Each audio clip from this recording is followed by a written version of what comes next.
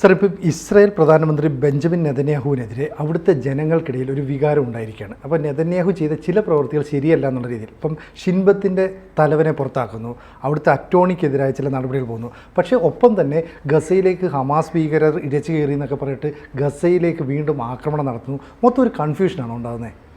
അതായത് ഇപ്പോൾ നടക്കുന്ന സംഗതി എന്ന് പറഞ്ഞാൽ, ഇപ്പോൾ നടക്കുന്ന ഗാസയിൽ നടക്കുന്ന യുദ്ധമാണെങ്കിലും അതോടൊപ്പം തന്നെ അമേരിക്ക ഹൂതികൾക്കെതിരെ യമനിൽ നടക്കുന്ന സംഗതിയാണെങ്കിലും ആക്രമണമാണെങ്കിലും എല്ലാം ഇപ്പം നെതന്യാഹുവിനോട് അധികാരത്തിൽ പിടിച്ചു തൂങ്ങി നിൽക്കാനുള്ളൊരു ശ്രമത്തിൻ്റെ ഭാഗമാണ്.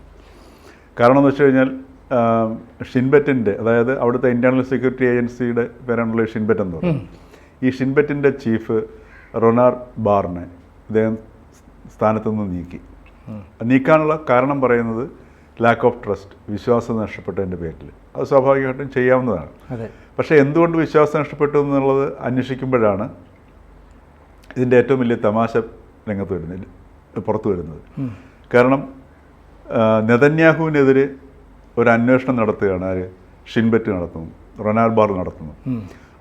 ആരെ പറ്റിയാണോ അന്വേഷിക്കപ്പെടുന്നത് ആ വ്യക്തി തന്നെയാണ് ഇപ്പോൾ ഷിൻബെറ്റിൻ്റെ ചീഫിനെ സ്ഥാനഭ്രഷ്ടനാക്കിയിരിക്കുന്നത്.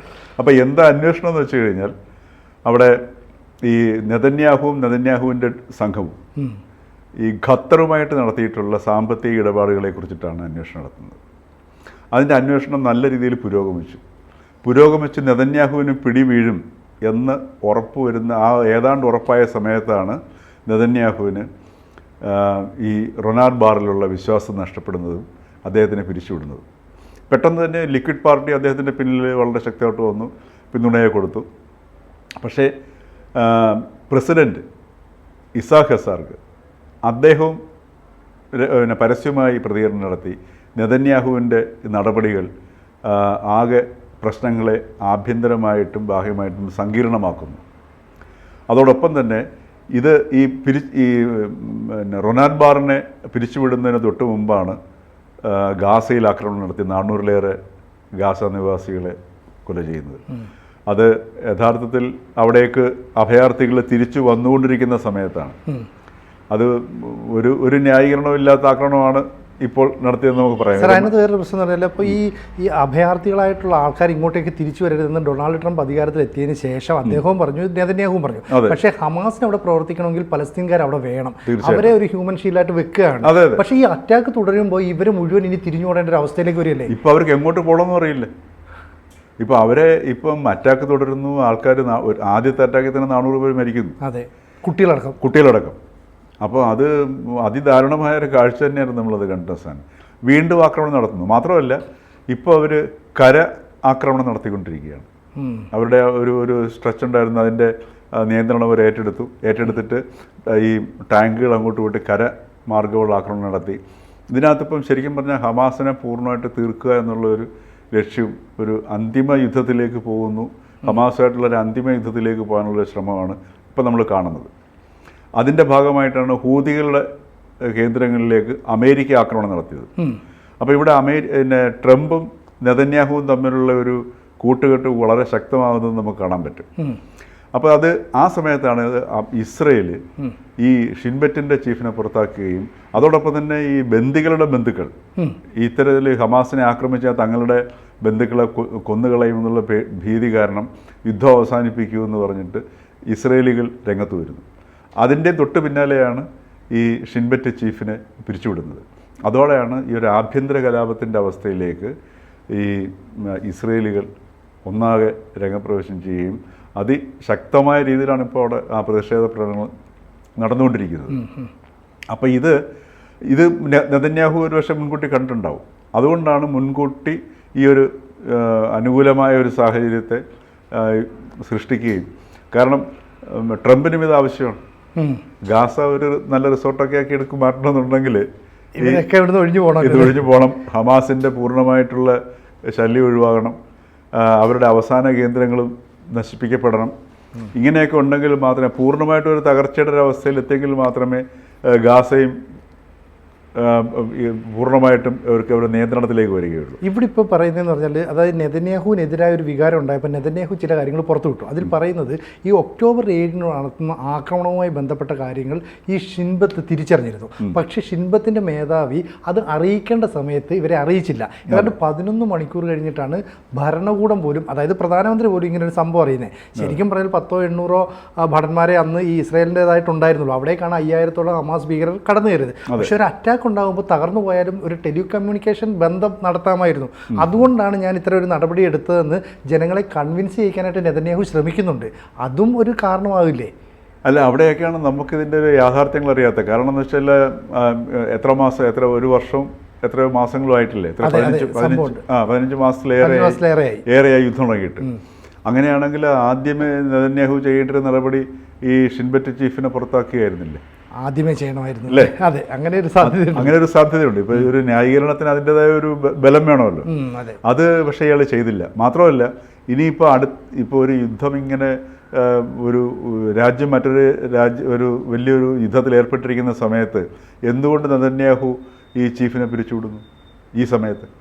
അതോടൊപ്പം തന്നെ അറ്റോർണി ജനറൽ ഗാലി മിയാറെ അവരെയും പിരിച്ചുവിടാനായിട്ട് ശ്രമിക്കുന്നു.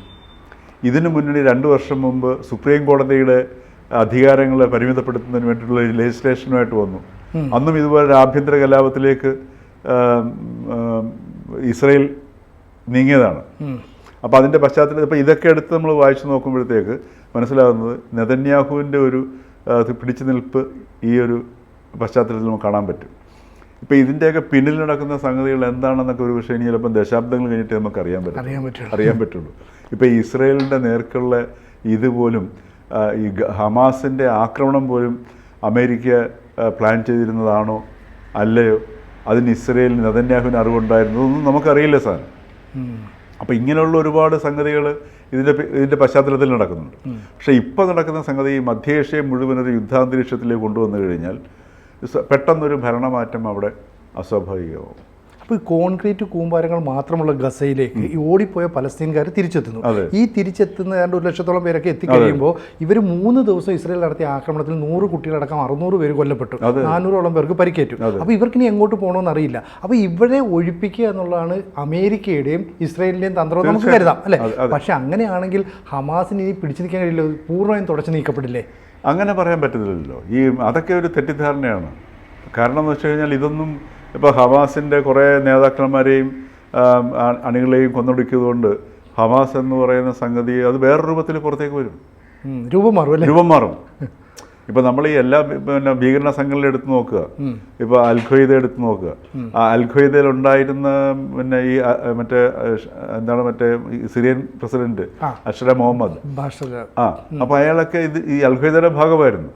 അപ്പോൾ അതുകൊണ്ട് ഈ ഹമാസിനെ പൂർണ്ണമായിട്ടും തുടച്ചു നീക്കാമെന്നുള്ള നെതന്യാഹുവിൻ്റെ മോഹവും അതല്ലെങ്കിൽ ചിന്തയൊന്നും ഒരിക്കലും അത് സാധ്യമാവില്ല, കൂടുതൽ ശക്തമാവുകയുള്ളൂ. ഉദാഹരണത്തിന് ഇതിപ്പം നമ്മൾ ഈ പറയുന്നത്, നമ്മൾ ലോകത്തിൻ്റെ ചരിത്രത്തിനെക്കുറിച്ച് സംസാരിക്കുമ്പോൾ 5-10 കൊല്ലം എന്ന് പറയുന്നത് വലിയൊരു കാലയളവല്ല. ഇന്നിപ്പോൾ ഈ ഗാസയിൽ രക്ഷകർത്താക്കൾ നഷ്ടപ്പെട്ടവർ, സഹോദരങ്ങൾ നഷ്ടപ്പെട്ടവർ, ഗാസയിലുള്ള ഒറ്റ വ്യക്തി പോലും ഭീകരമായ വേദന അനുഭവിക്കാത്തവർ ഒറ്റ ഗാസ പൗരൻ പോലും ഉണ്ടാവില്ല. ജീവിച്ചിരിക്കുന്ന ഗാസയിൽ ആരും പൗരനുണ്ടാവില്ല അല്ലേ? അതിൽ കുട്ടികളുണ്ടാവും. അപ്പോൾ ഈ യുദ്ധം കണ്ട കുട്ടികളുടെയൊക്കെ, രക്ഷകർത്താക്കളില്ലാതെ വളരുന്ന കുട്ടികളുടെയൊക്കെ അവരുടെ വളർച്ചയും മാനസികാവസ്ഥയും എന്തായിരിക്കും? അവരിലേക്ക് ഒരു അമേരിക്കൻ വിരുദ്ധതയോ അതല്ലെങ്കിൽ ഏതെങ്കിലും ഒരു തീവ്രവാദി സംഘടനയോ ആർക്കാണെങ്കിൽ പോലും അവരെയൊക്കെ അനായാസം സ്വാധീനിക്കാൻ കഴിയും. അത് ഹമാസിനേക്കാൾ ശക്തമായിട്ടുള്ള ഒരു ഭീകര സംഘടനയായിട്ട് നാളെ വളരുകയും അമേരിക്കയ്ക്കും ഇസ്രയേലിനും ഒക്കെ എന്നും നിതാന്ത ഭീഷണിയായി തുടരുകയും ചെയ്യും. അതിനകത്തങ്ങ് സംശയത്തിൻ്റെ ആവശ്യമില്ല. അപ്പോൾ നമ്മുടെ ചരിത്രം എടുത്ത് നോക്കിയാൽ അറിയാം. ഉദാഹരണത്തിന് നിന്ന് പോയി ചാവേറുകൾ എടുത്ത് നോക്കുക. ഇപ്പോൾ ഇറാഖ് കുവൈറ്റിനെ ആക്രമിച്ച സമയത്ത് വ്യാപകമായ രീതിയിലുള്ള സ്ത്രീകൾക്കെതിരെയുള്ള ആക്രമണങ്ങളും മറ്റ് ഒരുപാട് സംഗതികളുണ്ടായിട്ടുണ്ട്. അതേപോലെ ഒരുപാട് സ്ത്രീകളുടെ ഗർഭിണികളായിരുന്നു ബലാത്സംഗത്തിലേക്ക്. അതിലൊക്കെ ഉണ്ടായ സന്തതികൾ, ഈ സന്തതികളൊക്കെ ഇന്ന് എവിടെയാണ്? ഈ ഭീകര സംഘടനകളിലും മറ്റേതിലുമൊക്കെ അവർ അംഗങ്ങളാകുകയും ചാവേറാകാൻ സന്നദ്ധമാവുകയും ഒക്കെ ചെയ്തു കഴിഞ്ഞാൽ അപ്പം ഇത് സ്വാഭാവികമായിട്ട് നമ്മളിത് തുടച്ചു നീക്കും എന്നൊക്കെയാണ് പറയുന്നെങ്കിലും അതത്ര എളുപ്പമുള്ള കാര്യമല്ല. ഇത് വർദ്ധിക്കുകയുള്ളൂ. അപ്പോൾ ആ ഒരു പിന്നെ ഒരു രീതിയിലേക്കാണ് ഈ ഹമാസുമായിട്ടുള്ള ഇസ്രായേലിൻ്റെ യുദ്ധം നയിച്ചുകൊണ്ടിരിക്കുന്നത്. ചുരുക്കം പറഞ്ഞാൽ ഇസ്രായേൽ ഇപ്പോൾ നടന്നുകൊണ്ടിരിക്കുന്ന ഒരു അന്തിമ നീക്കമാണെന്ന് തന്നെ പറയാം അല്ലേ? ഒന്നുകിൽ ആഭ്യന്തരമായ പ്രശ്നം തീർത്തിട്ട് നെതന്യാഹുവിന് മുമ്പോട്ട് പോകണം, അല്ലെങ്കിൽ നെതന്യാഹുവിൻ്റെ നിലനിൽപ്പ് തന്നെ ഭീഷണിയാകും. തീർച്ചയായിട്ടും. അപ്പോൾ ഹമാസിനെ തീർത്ത് അതൊരു അന്തിമ വിജയത്തിലേക്ക് പോവുക എന്നുള്ള ഒരു നീക്കമായിരിക്കും അവസാനമായിട്ട്. തീർച്ചയായിട്ടും അത് തന്നെയാണ് നടത്തുന്ന സാധനം. ഹമാസിനെ തീർത്തുകൊണ്ട് ഈ ഹൂത്തിയെയും തീർത്തുകൊണ്ട് മാത്രമല്ല ട്രംപ് ഇറാന് നേരെ അടിക്കാൻ ഉദ്ദേശിക്കുന്നുണ്ട്. ഇപ്പോൾ ഇറാനുമായിട്ടുള്ള ബന്ധം ഇങ്ങനെ ഏതവസ്ഥയിൽ വേണമെങ്കിലും ഒരു പൊട്ടിത്തെറിയിലേക്ക് പോകാം എന്നുള്ള ഇതിലാണല്ലോ നിൽക്കുന്ന സാധനം. അപ്പോൾ അതുകൊണ്ടാണ് ഇപ്പോൾ ബലൂചിസ്ഥാനിൽ ഇത്രയും പ്രശ്നങ്ങളുണ്ടായി ഇല്ലേ? ബലൂചിസ്ഥാനിൽ ഈ പറഞ്ഞതുപോലെ മറ്റേതെങ്കിലും ഭാഗത്തായിരുന്നെങ്കിൽ ഏറ്റവും ആദ്യം ആശങ്ക പ്രകടിപ്പിച്ചുകൊണ്ട് രംഗത്തൊരു അമേരിക്കയായിരിക്കും. ഈ ബലൂചിസ്ഥാനിൽ ഇങ്ങനെയുള്ള സംഗതി ഉണ്ടായിട്ടുണ്ടെന്നുള്ളത് പോലും അമേരിക്ക അറിഞ്ഞിട്ടില്ല ഇതുവരെ. അതിൻ്റെ കാരണം എന്താ? കാരണം ബലൂചിസ്ഥാനിലെ ഷംസി അമേരിക്കൻ ബേസ് 2001 പാകിസ്ഥാനുമായിട്ടുണ്ടായ കരാറാണ് അവർക്ക് അവരുടെ മിലിറ്ററി ബേസ് സ്ഥാപിക്കാനായിട്ടുള്ളത്. അത് ആവശ്യമുള്ള ഇപ്പോഴും അത് പ്രാബല്യത്തിലാണ്. അവർക്ക് ആവശ്യമുള്ള സമയത്ത് ആ ബേസ് ഉപയോഗിക്കാം. ആ ഷംസി ബേസ് എന്ന് പറഞ്ഞാൽ ഇറാൻ്റെ തൊട്ടിപ്പുറത്ത് കിടക്കുന്ന സ്ഥലമാണ്. മനസ്സിലായല്ലോ? അപ്പോൾ അതുകൊണ്ടാണ് ഈ ബലൂചിസ്ഥാനിൽ മാത്രമല്ല മറ്റേ പഖ്തൂൺഖ്വായിലും ഒക്കെ പ്രശ്നങ്ങളാണ്. പക്ഷെ ഇതൊന്നും ഇപ്പം അമേരിക്ക അറിയാത്തതിൻ്റെ ഒരു കാരണമെന്ന് പറയുന്നത് ഈ ഒരു റീസണാണ്. അത് വരികയാണെങ്കിൽ ഇറാൻ്റെ നേർക്കും അമേരിക്കയ്ക്കും അനായാസം ആ ബേസ് ഉപയോഗിച്ചുകൊണ്ട് നേരിടാൻ പറ്റും. അപ്പുറത്തുനിന്ന് ഇസ്രയേലിന് നെതന്യാഹു അവിടെ ഉണ്ടെന്നുണ്ടെങ്കിൽ നെതന്യാഹുവിലൂടെ ആ ഭാഗത്തു നിന്നും ഇറാൻ നേരിടാൻ കഴിയും. അതുകൊണ്ടാണ് ഒരു അന്ത്യശാസനം പോലെ ട്രംപ് ഇറാന് നിർദ്ദേശം കൊടുത്തിരിക്കുന്ന സാധനം. അപ്പോൾ എന്തായാലും ഇസ്രായേലിൻ്റെ നീക്കം അവസാന ഘട്ടത്തിലേക്ക് നടക്കുന്നതുകൊണ്ട് വരും ദിവസങ്ങളിൽ തന്നെ ഇതിനകത്ത് എന്തായിരിക്കും സംഭവിക്കുക നമുക്ക് തിരിച്ചറിയാൻ പറ്റും. തീർച്ചയായിട്ടും പറയാം. ഒരു കാര്യം ഉറപ്പാണ്, മധ്യേഷ്യ ആകെ സങ്കീർണമായ ഒരു അവസ്ഥയാണ്. ഇപ്പോൾ സിറിയ പോലും, സിറിയയും ഒരു സമാധാനത്തിലേക്ക് വരുന്നു നമ്മൾ ധരിച്ചിരുന്നത്. പക്ഷെ വീണ്ടും സിറിയയും യുദ്ധാന്തരീക്ഷത്തിലേക്ക് മാറിയുണ്ട്. തുർക്കിയിലും ഇതേ പ്രശ്നം ഉണ്ടായിരിക്കും. തുർക്കിയിലും ആഭ്യന്തര കലാപം സ്റ്റാർട്ട് ചെയ്യും. കൂടുതൽ വാർത്തകളും വിശേഷങ്ങളും നിങ്ങളിലേക്ക് എത്താൻ ABC മലയാളം സബ്സ്ക്രൈബ് ചെയ്യുക, ബെൽ ബട്ടണും അമർത്തുക.